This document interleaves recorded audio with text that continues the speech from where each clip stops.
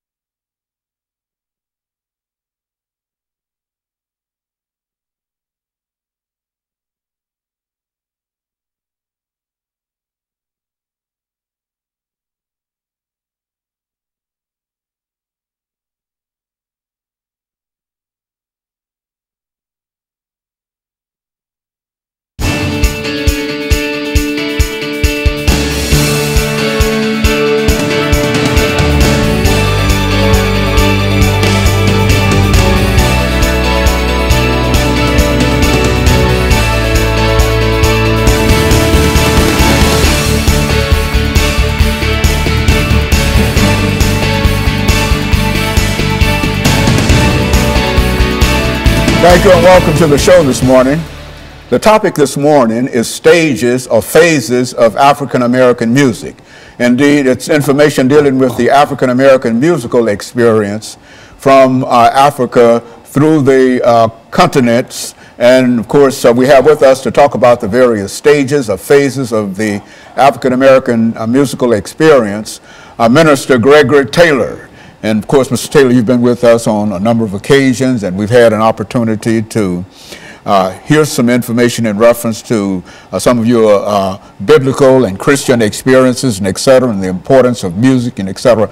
And so I thought maybe that this would be an excellent opportunity to talk to you about the various stages of the African American experience. That is, how African American music developed from the continent of Africa, and indeed how it spread throughout the world. Yes. Yes, Dr. Haney, it's great to be back. And I would like to introduce myself. My name is Gregory Taylor from Tuscaloosa, Alabama. And we have been discussing the music over the times that I've been here. And I'm a graduate of Selma University. Very good. And since I saw you last, I have become a member of the Civilian Conservation Corps Legacy Membership. And those men's wishes are to be remembered in song down on the Bicentennial Mall. And so so many things I saw bringing together the music that is just absolutely incredible. But one of the things that we have completed is what I call a pipeline from West Africa. And in this pipeline, one of the sons of Africa have shared with me how the music was sang as they were coming into the transatlantic slave trade, you know. And coming into the transatlantic slave trade, the only thing that lasted, as Dr. Y.T. Walker said, was the rhythm in the music. And so in a real sense, Mr. Taylor, I think we're saying here that when we look back on the continent of Africa, the Africans who came by way of the Middle Passage brought with them their musical experiences, and speak to that. I mean, what kind of music are we talking about when we deal with the African musical experience on the continent of Africa? I understand that in Africa, everything, every day is done by music, you know, and that there was war music, you know, they used war music in the area of war, and when the music was, as they sang coming into slavery, it was unknown as to where they were coming from, going to, but they have been taught the memories of these songs in Africa. And there is different, you know, tribes that sing different things. They have different drum beats in Africa than what they have in other parts of America, the African American music. And it is basically those things, but what is most interesting is coming into the transatlantic slave trade and how horrible and difficult that was. But the only thing that lasts, again, was the rhythm.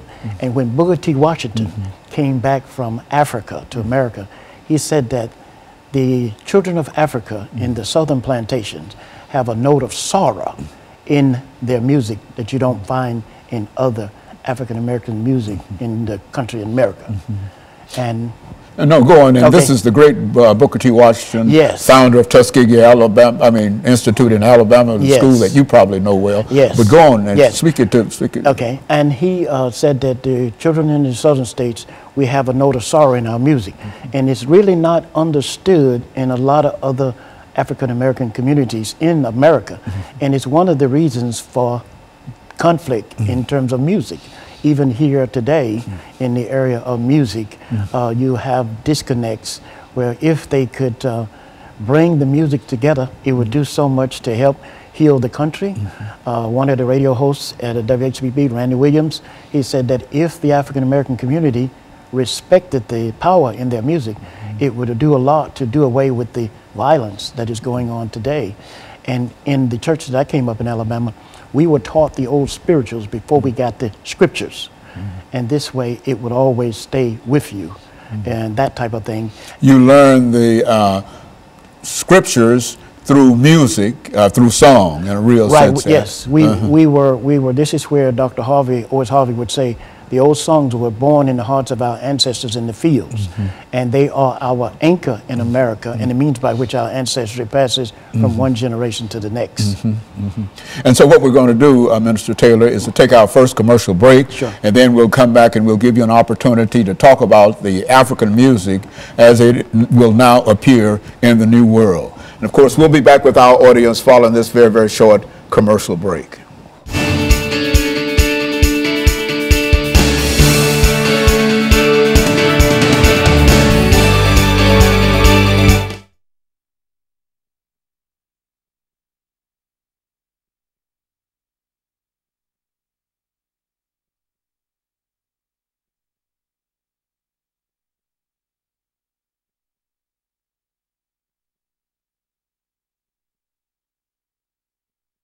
About it. Okay. You know, because I'm gonna be over here, and I hate to be throwing that trash in the audio. But I got you. I was wondering about that. No, I tried to ask you if I was speaking loud enough. No, you're not speaking. You weren't speaking loud. Speak it up. Speak out to it. Okay, and I'm gonna. Let me set the tone for when to come back. We passed the... No, this is 6 minutes, and now we're getting into the commercial.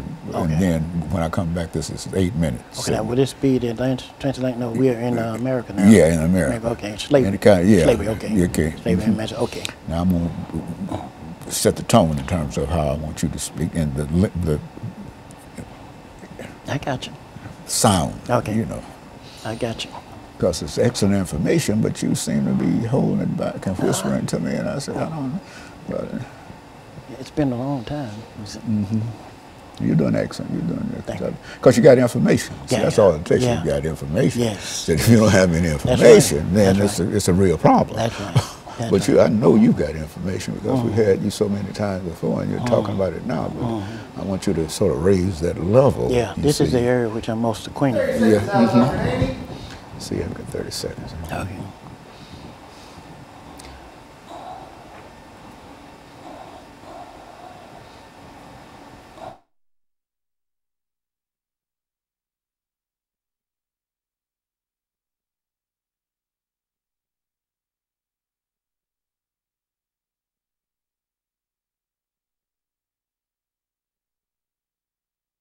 Thank you, and welcome back to the second segment of the show for today.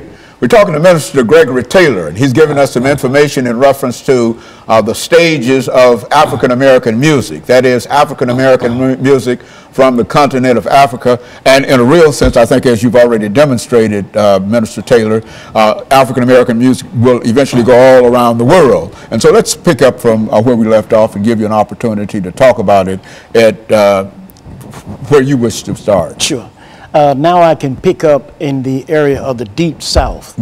And in the Deep South, as I had said about Booker T. Washington and the late Dr. Owens Harvey, who said, the old spirituals, this is very important, the old spirituals were born in the hearts of our ancestors in the fields.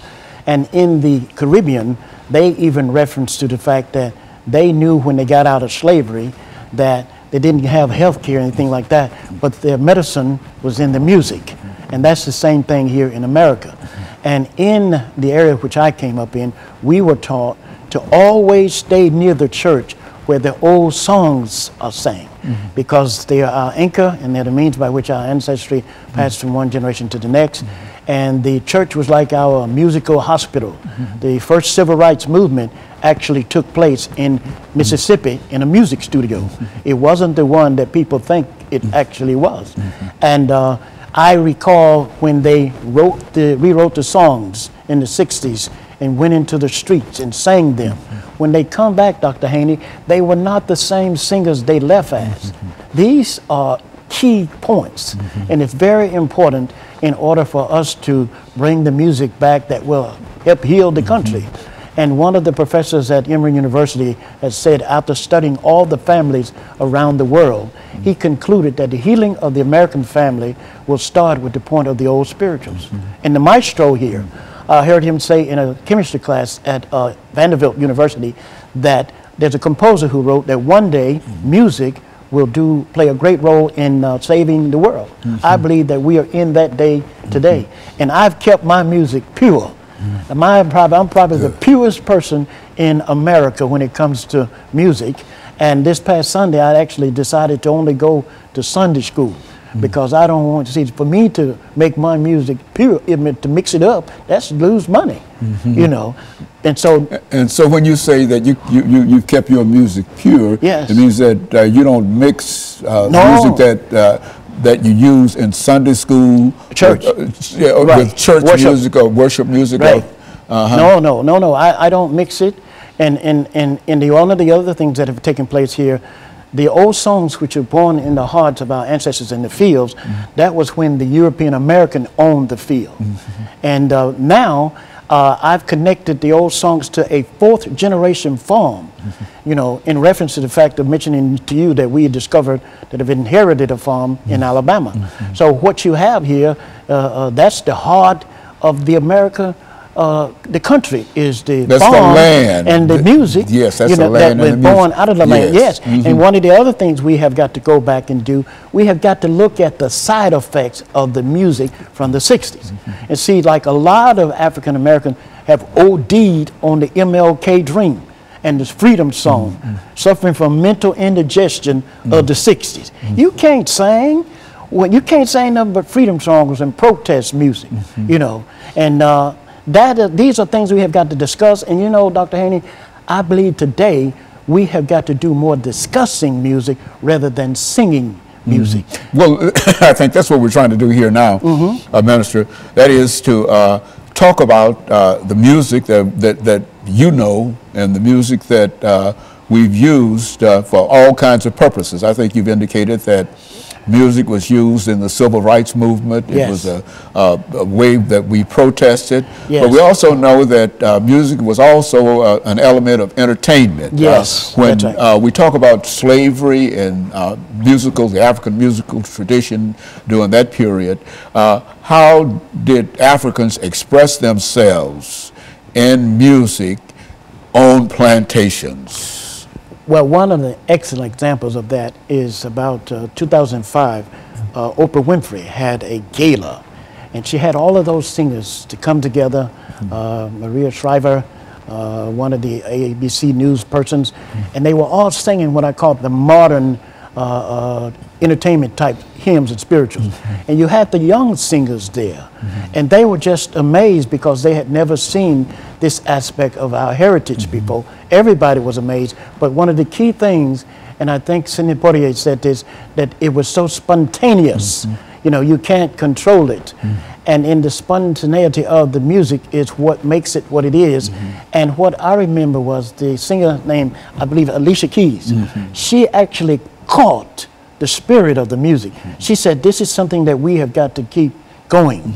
And see, I understand that, Dr. Haney, and that means that the music is not taught, it is caught. And by me keeping mine pure, I'm able to go back and connect the music. And the only thing that I can show you what I mean here is when money when writing was added to money, it never separated, you know. What do you mean when people started to write songs for money? No. This is way back there. When money was first, writing was first added to money, it never separated, you know. And so I keep in my music pure because I know there's medicine in it. It is needed today to help heal. And Dr. Bradley's music was used in the 60s to diffuse racial tension, you know, across the country. And then that mentioned about President Reagan's funeral music.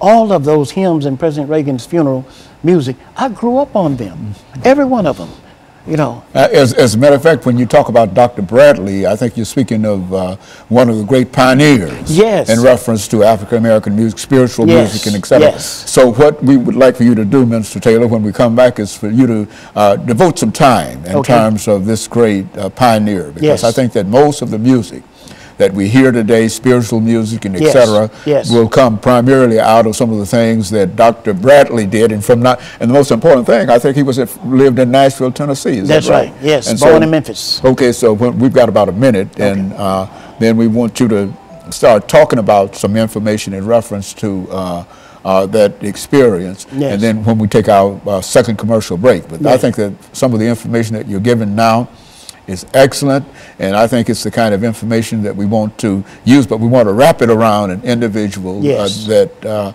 you believe. I know because we've had conversations in reference to Dr. Bradley before. As a matter of fact, I think you gave me a book dealing with Dr. Bradley, and so I know that you've got a lot of information in reference to it. And so when we come back, then we'll talk about Dr. Bradley, and we'll be back with our audience following this very, very short commercial break.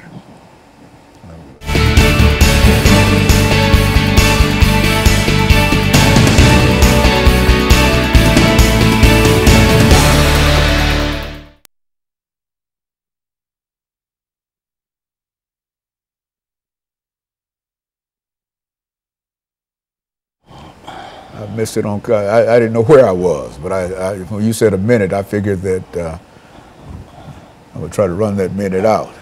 And so here we come. Back with this 10-minute part, and so some enthusiasm, whatever in reference to. You understand? Yes. I got it. And take command of this thing. We got it. This is your information, so I want you to start talking about Dr. Bradley and his information. And we've got 10 minutes. 10 minutes? Okay. 10 minutes. Okay. This is the last 10 minutes. Yes, the last 10 minutes of the show. Okay. And just, and we'll come back. I'll introduce the topic again. Okay. And we use Dr. Bradley as an example of what music really is. Yes. You can talk about some of his experiences, how you knew him, or how people knew him, and what they said about him, and et cetera, going to England, and all of that kind of information. We've got 10 minutes to talk to him about. This is going to be the highlight. I'll make this the biggest part of the discussion itself. Yes. This 10 minutes. You've given me some excellent information up until now. Thank you. I want you to know that.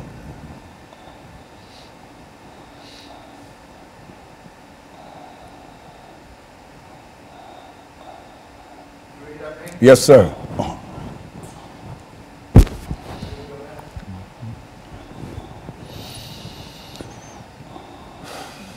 God is good. Yes, He is. Yes, He is. Sure He is. He is. He has kept us all this time. That means you sitting up.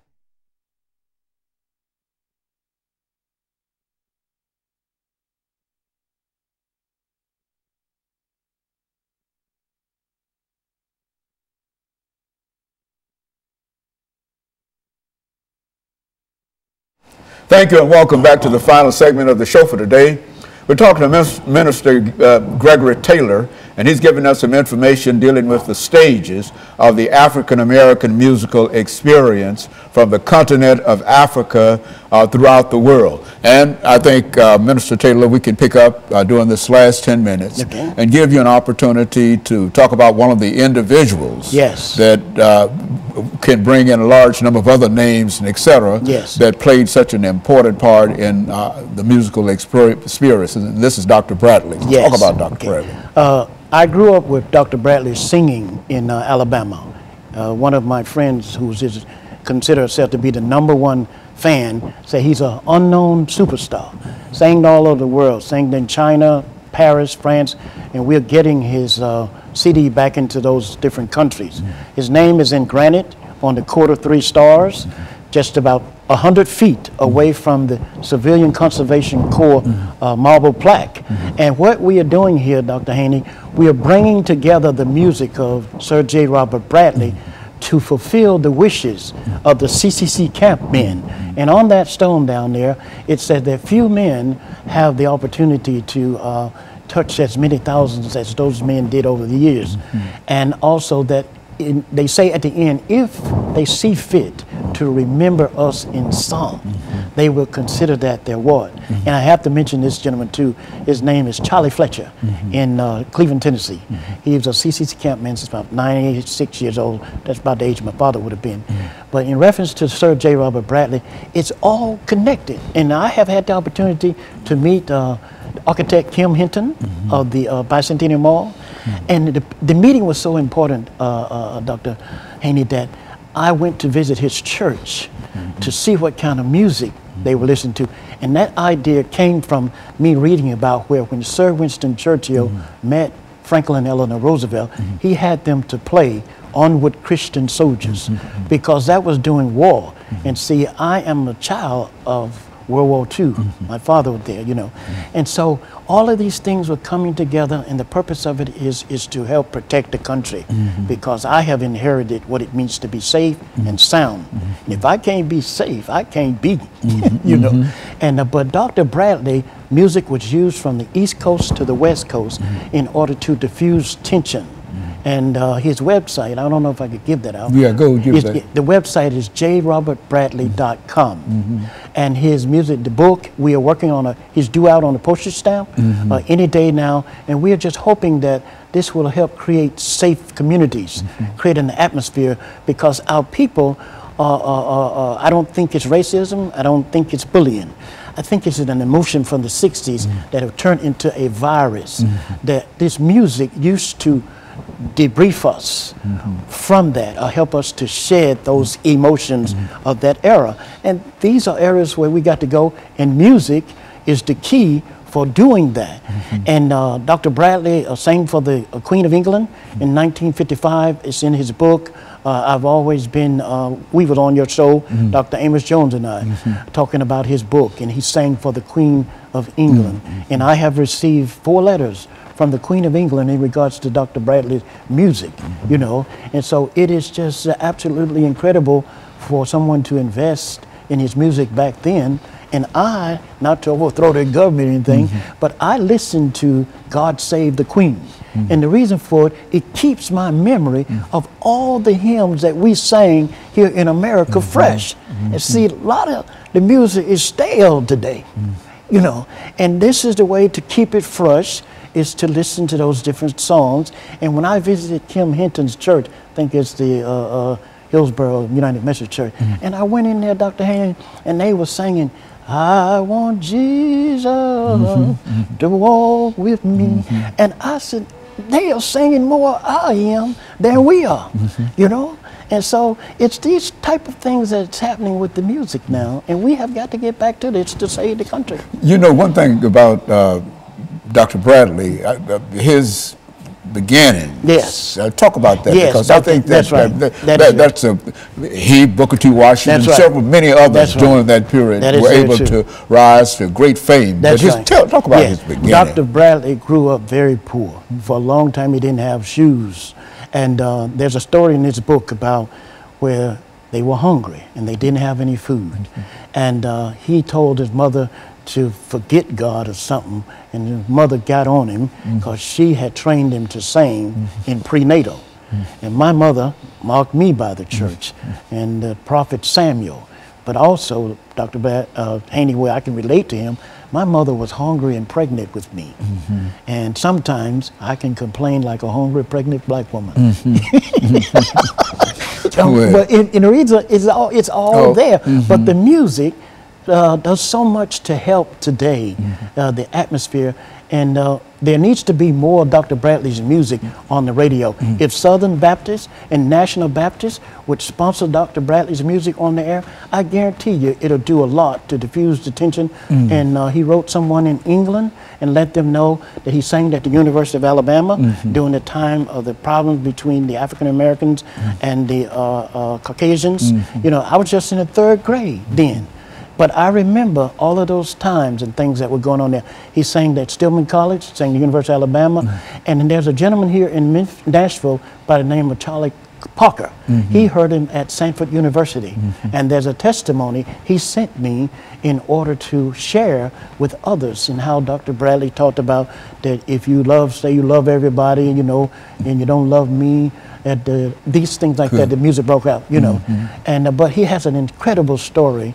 And I told him to, when I came to Nashville in 1978, I visited him in his home. And I told him, I said, I was afraid of you, Dr. Bradley, because you would make the people sing in the choir, and I couldn't. So I didn't go, but I did go to church to listen to him, and he said, oh, that's all right. You know? So you had an opportunity to meet him face to face and go inside his home? Yes, he was living in the Capitol Towers, and this is what he shared with me there.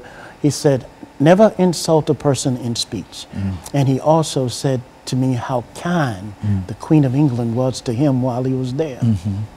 That's an extraordinary statement, and really for him to be called to England by the Queen, and she having a desire to hear him, and of course she and her court, I'm sure, that's an extraordinary accomplishment for a person who came. Now he was from Memphis, was he? Memphis, Tennessee, dirt poor, and also Dr., let me not forget, Dr. I think Melvin Townsend at Sun School Publishing Board. He was responsible for sending him to England to the Trinity School of Music to be educated, and his purpose was to come back to America in order to teach his people how to sing the old songs. And this is what we are trying to continue doing today. And I remember he had several opportunities. The man who was over one of the big radio stations or radio makers on would have taken care of him if he had stayed in England for the rest of his life. But he would let them know he had to go back because of how he was sent there. You know, and by us having kept the music pure, we were not allowed to leave the church and rewrite the songs to go into the streets to sing them. And therefore, that means my memory of his music is pure. And I grew up on a multicultural street.